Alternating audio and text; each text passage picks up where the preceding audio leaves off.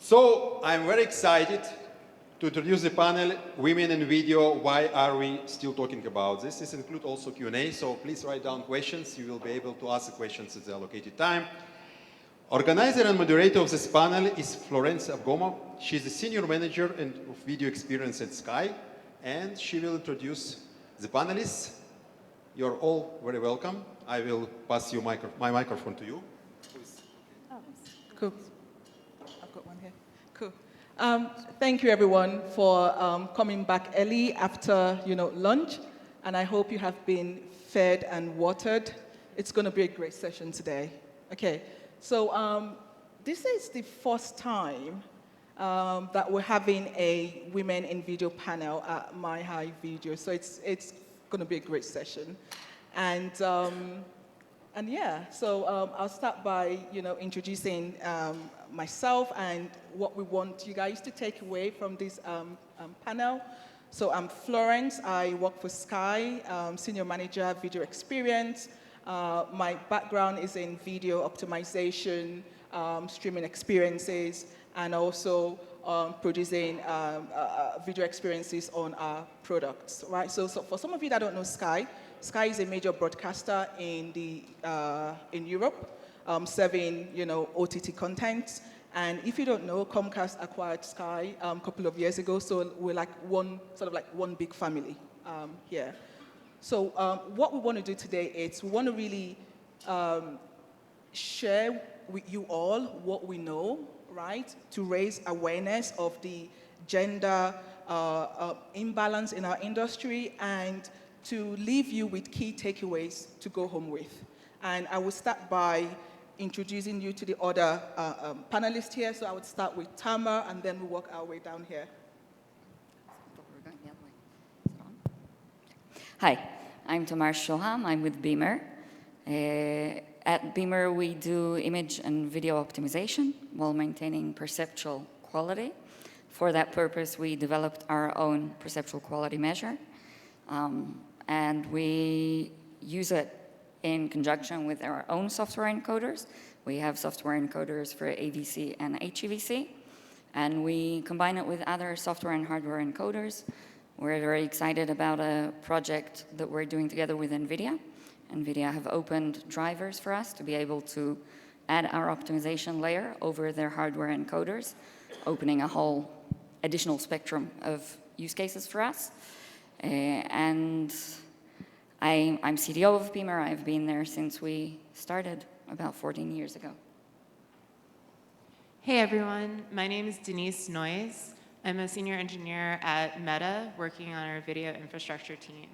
Specifically, I work on our video quality of experience team, mainly on the client side, driving a lot of our adaptive streaming algorithms and really looking at how can we take the learnings from visual quality metrics and embed them into our ABR decisions to make better use of network resources. And through that, also work really closely with a lot of folks on the networking side. So I'm interested in a lot of the topics at this conference. Specifically, the last year, I've also been very focused on how this works for short-form video content, again, both across Facebook and Instagram. Hello, I'm Anne Aaron. I lead the encoding technologies team at Netflix. We're the team that's responsible for processing all the media, video, audio, times text of your favorite Netflix shows. Also, we're also known for VMAF, based on this morning's talk. My team is composed of researchers and software engineers that do applied research in this space. I'm originally from the Philippines. I have 2 kids, and my recent Netflix shows, our favorite Netflix shows was Beef. Well, I'm still watching it. It's very disturbing. And I watched a Korean zombie movie last night, too. That's awesome. Okay, now my turn. My name is Victoria Tizova. I'm with company Elicard. Elicard delivers and develops software for key monitoring, real-time transcoding, and in-depth video analysis. So I'm quick. Thank you. just a quick show of hands, right? If you can identify any women, right, on that slide that's on the stage here.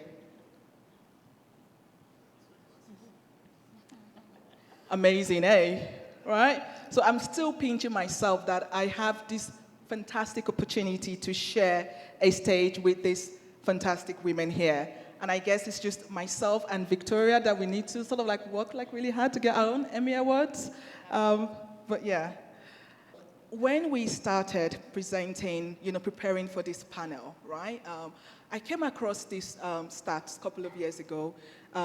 It was a report from McKinsey, and it's talking about diversity and the business needs and gains for having like a diverse leadership team. What you can see here is their report, and it's just showing that relationship between diversity and financial gains, right? So the first quarter that you see there, it's for companies that have leadership, more leadership people, more diverse people in the leadership team. They tend to have more financial gains compared to companies that don't have as much diversity in their leadership. So this speaks volumes, and this is why we're having this conversation here, right? So in terms of diversity, there are different shades to that. There is the gender diversity, which you see slide there as well, but there's also the ethnic diversity too as well. So either ways, there's always a money aspect to say we need to have more diversity in this field. So just got a couple of questions for our panels here. So just looking at this figure here and thinking about our community as as video people, why should we care about this? I'll start with Victoria. Well, first of all, diversity in male-dominated environment is something like exception or representation of women. And for this question, why we should care about it, the key word here is diversity. That helps us a lot. So first of all, it's something like something like equity between people. And when you have equal people in your team, it helps a lot to promote different things. It helps a lot to get improved business outcomes, because your team is feels safe inside the company. That is how I understand in this way. And also we can see a lot of examples like the Walt Disney, the Microsoft, Google Teams. They already started implemented such strategies like inclusion strategies or diversity strategies that helps a lot. And they already have some results and already had some outcomes regarding this. Cool, thank you. Anne? Okay, yeah, when I think about diversity, I think about, and let's look at gender diversity. I think about all the other amazing women in my team and just the lack of talent we may be losing out because for whatever reason, these women or other people are underrepresented or not part of our field. And this is a very innovative field and we don't want to miss on that talent. The second very logical reason is we also just want to be representative of the customer base that we are serving. And Professor Albovik talked about 80% of the internet is video, and we're representing everyone. Our customer base is everyone in this world. But if we have people working on it with this representation, it doesn't reflect our customer base.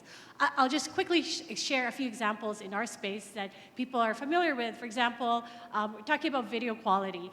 I have people from my team who are from European countries who are have really, really good internet. And when we were trying to optimize our video streams, sometimes you focus on this little artifact there, focus on 4K and how HDR it is. But then there are people in my team, like myself, we go back to our countries and see that people are accessing the internet through a hotspot in a public transportation. Their video quality is not about that small artifact on the screen. So just the fact that you have members of your team looking at these different aspects, that also helps. I think the other thing that, we could talk about it later, but the fact that we had people in our team both from research and from academia and industry also help. Like, I think having someone not from academia in our team, like my previous manager, gave us confidence that, because I came from academia and said, like, you know, everyone's using PSNR at MSc, we can't solve that problem. But he was like, why not? Like, you know, it was fresh eyes because he's been working in industry for so long, and vice versa. I also brought that perspective. So I think these are very concrete examples, not necessarily gender, but definitely helped our research in our space. Thank you, Anne. Tama, do you want to?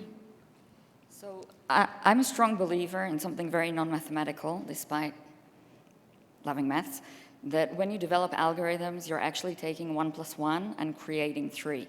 Because there's no point in inventing wheels that are already out there. But to really have something that's revolutionary, you have to be able to have that insight, that gut intuition, that kind of unique thinking that takes 1 + 1 and creates 3. And I think when we open ourselves to people from different walks of life, from different backgrounds, from different experience, and from different genders, we enrich our ability to make that magic. And that has been my experience, and I think that's one of the reasons that diversity should be something that we care about. Cool. Thank you. So, most times, right, and I guess most of us here, right, we hear that, you know, Florence, it's a pipeline issue. We know that, right? There isn't enough, you know, girls, you know, coming through from, you know, from college and stuff. And so if there are not enough girls coming in, there's not going to be enough women in the, I get it, right? The data says so. But there's something else that this speaks a lot in here, right? Where we look at the different subjects in there, we see that engineering and computer science are the list there. And that just speaks volumes, right? So maybe, I don't know if, Denise, you probably want to share some light on why we think computer science and engineering, it's taking that trend. Yeah, I can speak to this. So I think there's a couple of interesting points here. One is just the direction of that curve. There's clearly 1 or 2 lines on there that are an outlier. We know in the 20th century, I think, again, looking at gender diversity at least, great strides were made in other professions such as the law or medicine, or even in my personal experience, my mother is a police officer. She was like the first female police officer in the entire county in the early 1980s, and even law enforcement has gone up and to the right. And what you see for computer science is it never started out amazing, but it's actually gotten worse over the last 20 years or so. So we know that this is a pipeline problem. And so we do have a top of funnel problem. Like if you look at this as a funnel analysis, like yes, we need more women entering computer science. Even, again, in my experience, I went to Carnegie Mellon in the early 2000s. They had actually just changed their focus. They realized, like one of the key reasons they realized that they had a problem, they used to have what they called the Dave to female ratio in the computer science department. They realized that there were more men named Dave than women. And that was an indication like maybe there's some soul searching to do here. So when I joined, there's actually, I think, 40% women in my undergrad, which was huge. But still, in industry, it's declined. And I think the higher you climb in your career, the more you look around and realize, like, oh, I'm unique. So there's a top of the funnel problem, but also it's a leaky pipeline. So we know that even if we have women entering these professions, women studying computer science and engineering in college, are we giving them the support that they need to be successful in this field? Or are they coming in and experiencing microaggressions? Like, sometimes there's overt sexism. Luckily, I don't think that's the most common case. But we know that there's experiences where they're not being set up to have successful careers. And eventually, these are smart, capable people with other options, and they will look around and decide to do something else. So it's top of funnel, but also they need to be supported for success during their career. Cool, thank you. Anne, do you have? Yeah, they say picture paints 1,000 words, and this is just something that, can give us part of the story of how welcoming our industry is. Y'all are familiar with Lena, and are y'all familiar where that came from? And you can say, you know, that's 30 years ago, but this other test set is more recent. You know, this is very subtle, but if women, just younger women especially, sees a photo like this, and this is what they think other people in their community think of them, you know, that's just a guess. Maybe to follow you, like, how many Davids are in the room, by the way? It's probably close to 1-to-1 ratio. We can also try John, or maybe John, Jan, you know, that's also a variation. It's probably more of you than the women in this room, too. So we did have a debate, like, I did reach out to Alex to say, Alex, could we get like a ratio of men and, you know, women, like, you know, registration to this, you know, event and stuff? And when I walked in today, it felt like it was pointless to ask that question because just look around, right? It's there, right? So, yeah, cool. So here, we're just moving on just for time, and we're trying to keep some more, you know, time at the end for Q&A. So for me, I've really come from an engineering background. So for me, it's double whammy. So right from my undergrad through to my PhD, usually I'm like maybe one or two, you know, female in the room, and also coming from a woman of color, it's usually me. So it's like double whammy. And I wanted to maybe use this time to hear the personal experiences and obstacles that, you know, our female panelists, you know, have experienced. So I will start with Victoria. Sure. Well, I have like several cases. The first one is connected with the university experience, where we had a professor in physics who told us that women are not, like, were not able to study physics because they are women. That was the case. And the other experience that I have in my background is oil and gas and ore mining and processing in the past. So it's super male-dominated industry where, like, women did not have any voice, let's say. But currently at a la carte, we have about 50-50, like 50% male, 50% female. So it's much, like, better. Tom, I would love to hear your personal story. I'm sure everyone here would. So, like you, Florence, I'm a double whammy because I'm a female and I'm a religious Orthodox Jew. So that makes for an interesting experience. By training, I'm an electrical engineer, also not what people usually expect when they see me. And for many, many years, I was okay with being like, we were, you know, in my first degree, we were 10% female. In the master's, it was actually a bit higher. And in the industry, I've always been like the only woman on the team. I've been doing, you know, signal processing algorithms throughout my career. I've always been the only woman on the team. And to be honest, it never bothered me. Like, I never gave it much thought. And then a few years back, as my kids were older, I started traveling more, and I spent a couple of weeks traveling around the US, attending meetings, and every single room I walked into, except Netflix, I was the only woman in the room. I then attended SPIE, where, again, the ratio of women presenting versus men was shocking. And also heard Jade West in a diversity section talking about what she think made it possible for her to be a physicist. And I started seeing some common themes. I had a mother who was a physicist. I went to an all-girls school. And these were things that had come out, and it was like, okay, this is thought-provoking. I came back home to Israel, and my then 17-year-old daughter went on a trip to CERN to see the particle accelerator with her advanced physics program. They were a group of 20, and my daughter was the only female in the group. And then it hit me. It's like, okay, you know, I'm used to this, I'm cool with it, it's fine. But something's not right here if a generation later, my daughter is still the only female in the program. And that's when I started getting a bit more annoying on this topic. So I just think that if we're not conscious and aware, then our grandchildren are going to find themselves in the same situation. And I think we've made enough of a case, I hope we've made enough of a case to explain why that's not the best way to go. Thank you. Very inspiring. Dennis? Sure.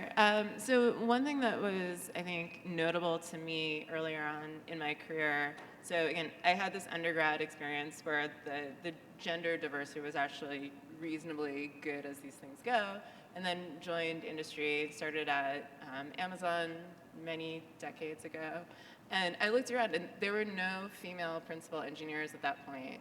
And it was something that made it harder to envision myself necessarily, I think, pursuing a purely technical role. There was always kind of this thought of, oh, you're a woman, you're maybe for an engineer bias, like reasonably sociable. Don't you want to be a manager? Don't you want to be a PM? Do you want to do TPM?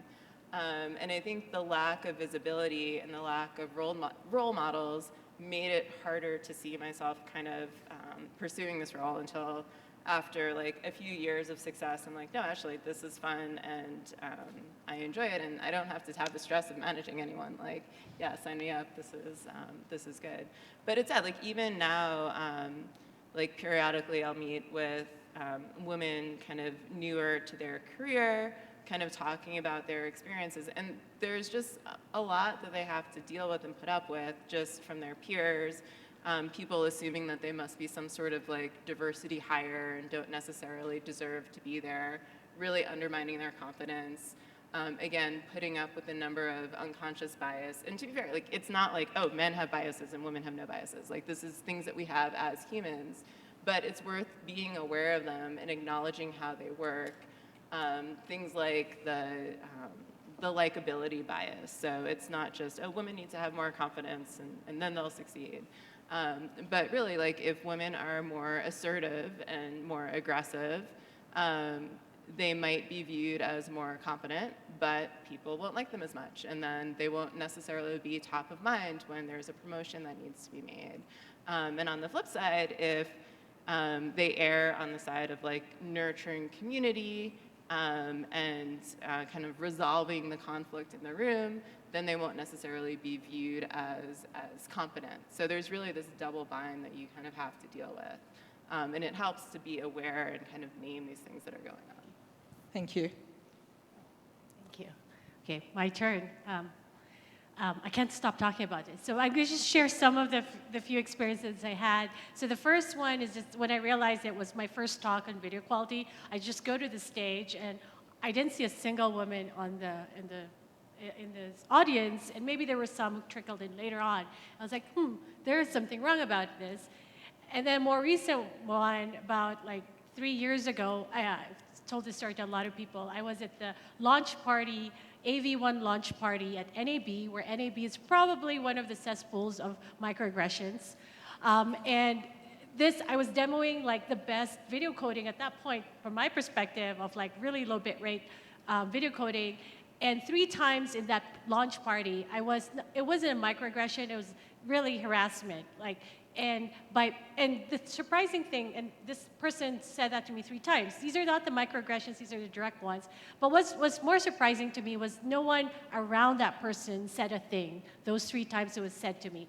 And I look around the room, I was like, okay, it's maybe because I'm the only woman who's Asian wearing a dress inside this party, who's maybe not the person serving the cocktails, unfortunately. And so, so the person thinks that, you shouldn't treat people that way, but just that I didn't stand out as being very technical, probably.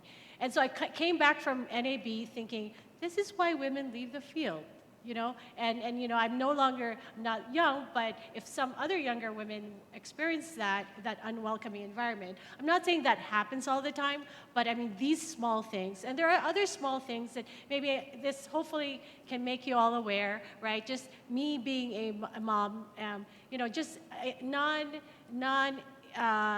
nothing intentionally bad, but people asking me, oh, who takes care of your kids back home? Your partner must be very nice about it. I wonder how many men or fathers in the room get the same comment from other peers who ask you the same thing. And that makes you question, like, should I be here, right?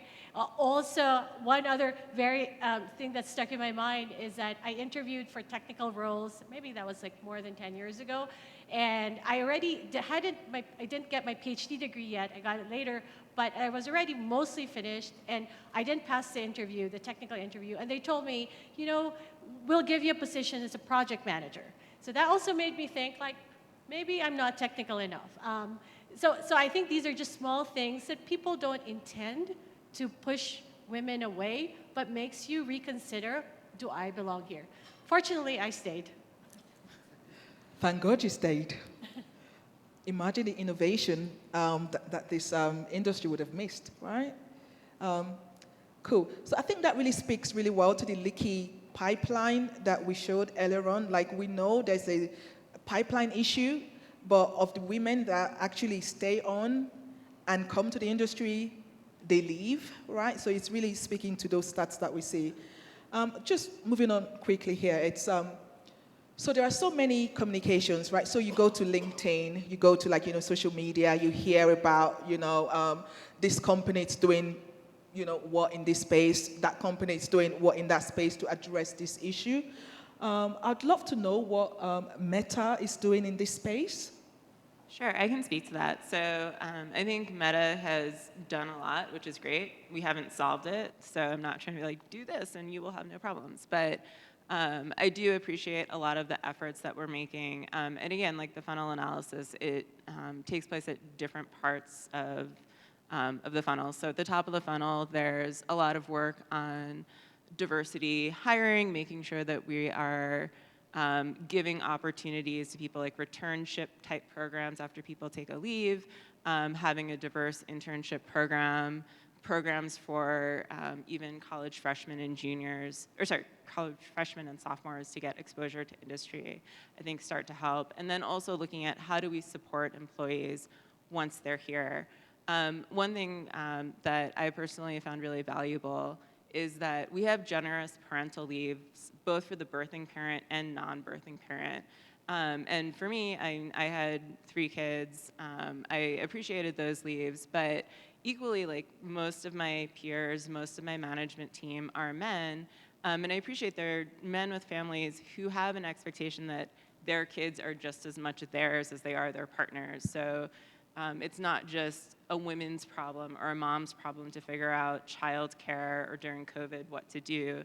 It's something that all parents have to deal with, and I think this kind of starts with setting the expectation that all parents kind of take I mean, for the US, I'm sure people like in Europe might laugh at what we get, but like 4 months to kind of bond with their children and feel like it's part of their responsibility.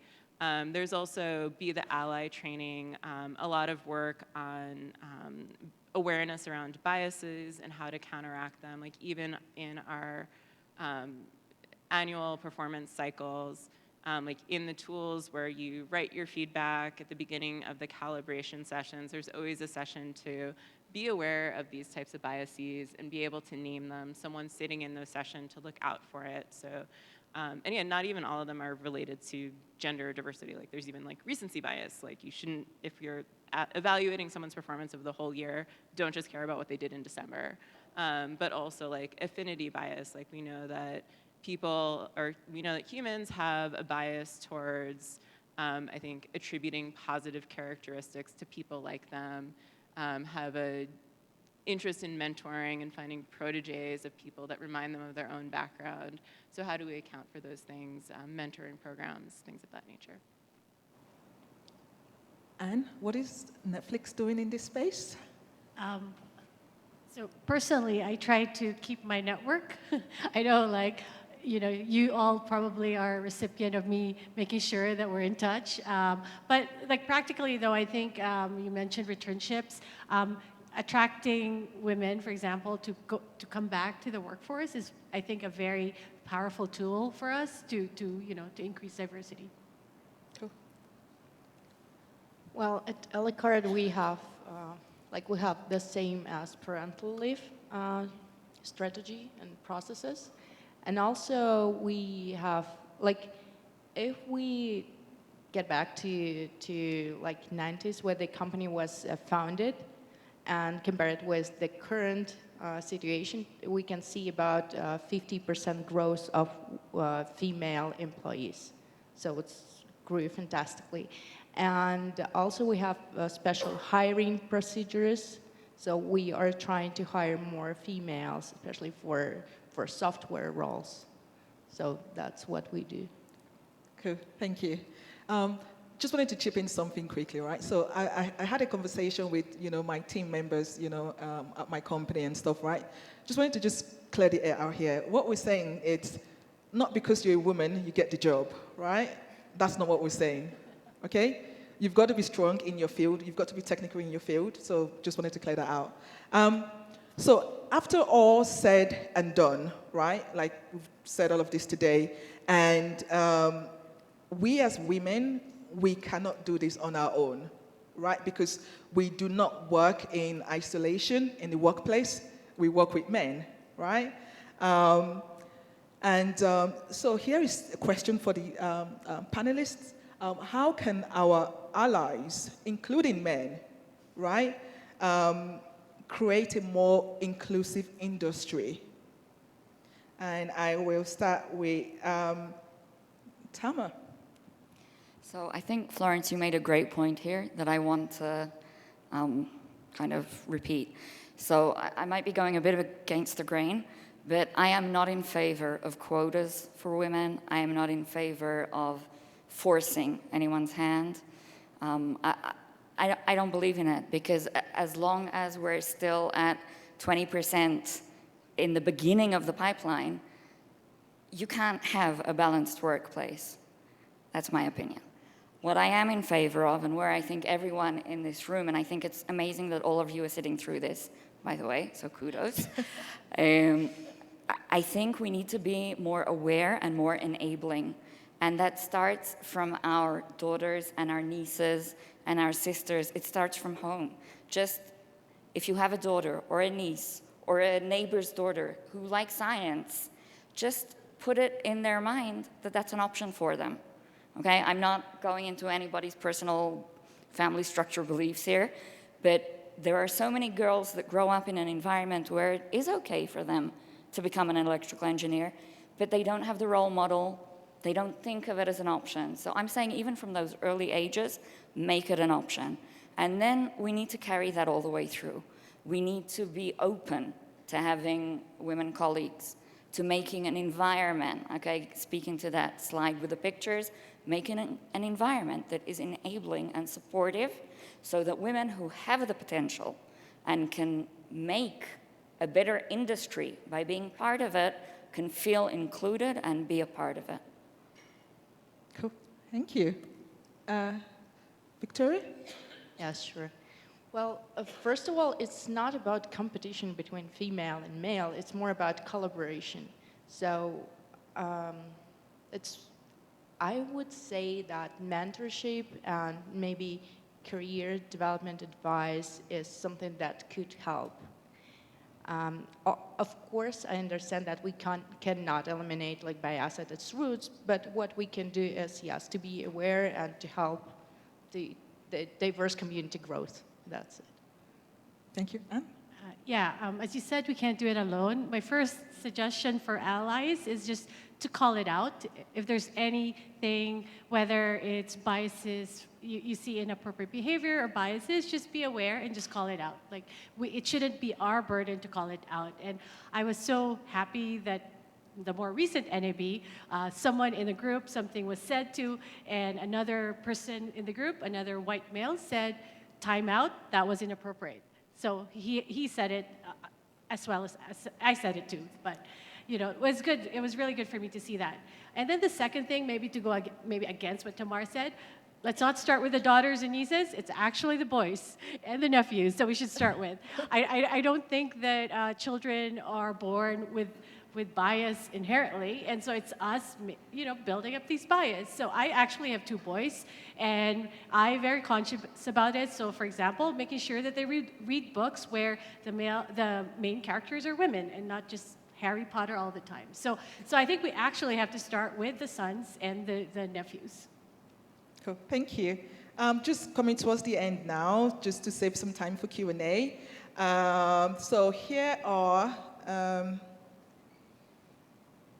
try again, go back again. Yeah, this one. Key takeaways, right? So if there's anything you want to leave here with, right? These are the key takeaways. Perhaps I'll go first and then we'll follow it through from Tamara to the other end, right? So my key takeaway was an eye-opener for me when I was preparing for this panel. So my partner, he's very technical. He works for a management consulting company in the UK. And I was just going on and on about this panel, right? And I guess he heard too much of it. And he went on a call in a meeting, and there was a woman in there, and she didn't speak. She was quiet. She was silenced all through the 1-hour Teams meeting and stuff. But because I have been educating him, he felt the need to reach out to that person to say, you should speak up more often, right? So that was an eye-opener for me. So what I'm saying here, key takeaway is, as our allies in the industry, right, observe what is happening and encourage women to speak up in the workplace. It means a lot to us. Tama? So I totally take your point about, but I'm still going to stick to mine. So I think it's a matter of enlarging the pipeline, bringing more girls into these subjects. Again, not by force. The girls that are interested, showing them it's an option, and making it a more supportive and enabling environment for diversity of all kinds. Gender diversity, ethnicity diversity, lifestyle diversities. I think we can only benefit by having everyone who has potential reach their full potential within our community. I'm just going to plug one more time the Being Aware of Unconscious Biases. There's actually a pretty good video on leanin.org if you want to watch more. I think it's been said, we can't do this alone, because especially since we're only a small % of this community. And plus, given all the benefits, it's really for the better of this community, so it's everyone's business. And the last one, but not least. So diversity is the key to everything. If you have diverse team, it can reach more results, more interesting creative ideas. So diverse team rocks. That's it. So we've got 8 minutes for Q&A, and we did really well with the timing.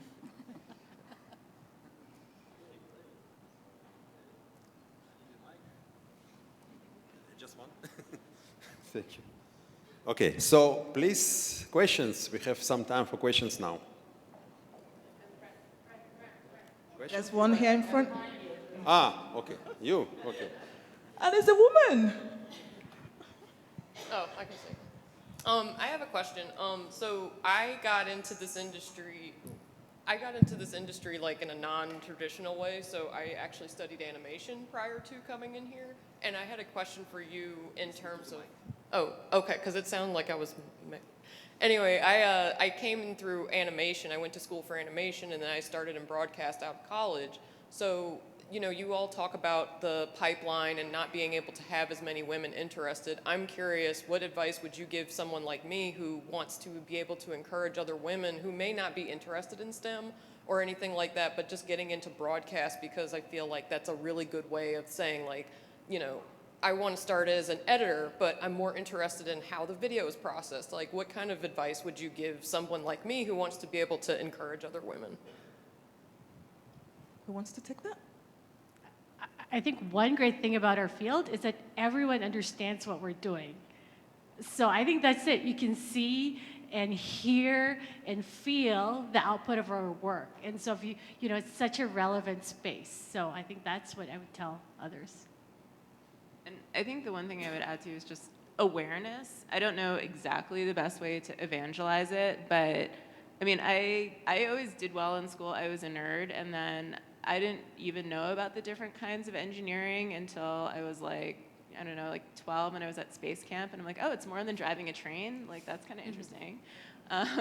So knowing that different routes are available, and for me, is actually I only fell into computer science because I wanted to take an art class, and my guidance counselor was terrible, and the art class was full, and I'm like, I can't have a free period, so maybe I'll try this program in class, and I'm like, oh, this is actually really fun. So I don't know how to do that at scale, but driving that awareness, I think, that these are even opportunities to be had is an important aspect. So some companies are aware of this, and a way they try to address this is via apprenticeship, right? And via coding schools and just training people that perhaps didn't start off in this STEM side of things. But yeah, that's another way to start. Okay, great. More questions? Hi. Thank you so much for having this session. I think it's absolutely fantastic. I want to ask you about job interviewing. And the reason why I bring this up is because I think most of us can agree that interviewing for a job as a new grad can be incredibly intimidating and stressful. And so I would like to hear about your positive and negative experiences. And I bring this up because I think that in tech companies where women engineers are underrepresented, it's incredibly intimidating, for a young woman to deal with, no offense to the men out there, but depending upon the industry, there can be a lot of more mature men. And so I would like to hear, about your experiences. Who wants? So an excellent question. So I've got to say, I think, again, it goes a lot to what Denise was talking about being more aware of gender bias and helping to reduce it. I've been very fortunate because at Beamer, me being female was just never an issue. It was I work with people that are very technical, and the conversation was on that from day one. I will share something interesting I heard recently from someone who was sitting on a committee for selecting nominees for awards at the Technion Electrical Engineering. And he said that the wording in recommendation letters for the female candidates and the male candidates were completely different. So the males were brilliant, doing amazing work, going places. The females were hardworking, motivated, dedicated, and this was even true for one professor who had recommended a female and a male and ranked the female higher than the male. So it's definitely, and women tend to be less self-confident, and I completely agree that it's a problem.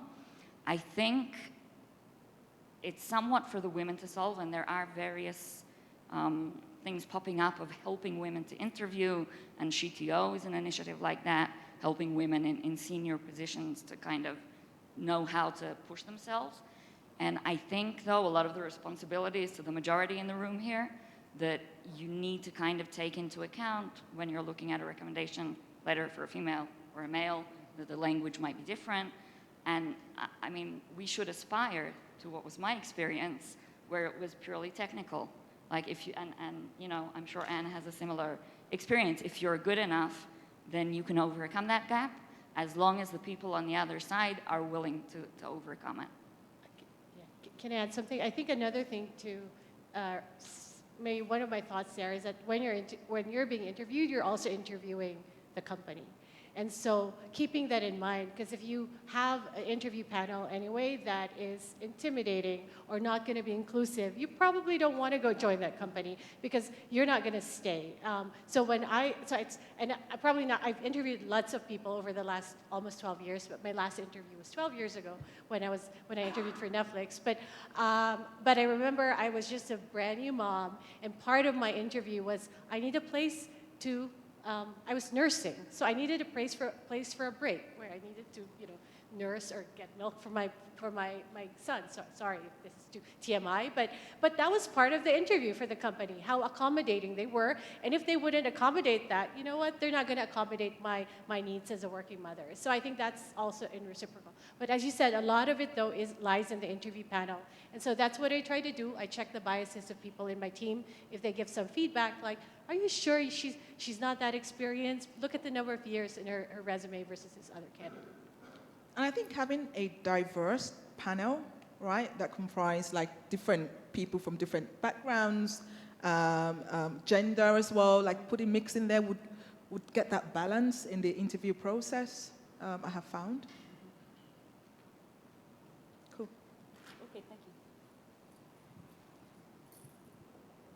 you. If no question today, just have that in mind, right?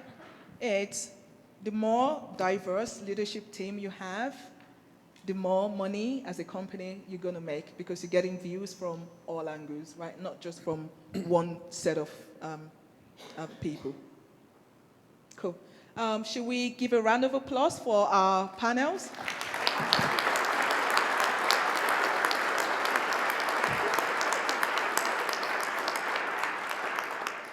And thank you very much for having us. And I would hand over to Dan.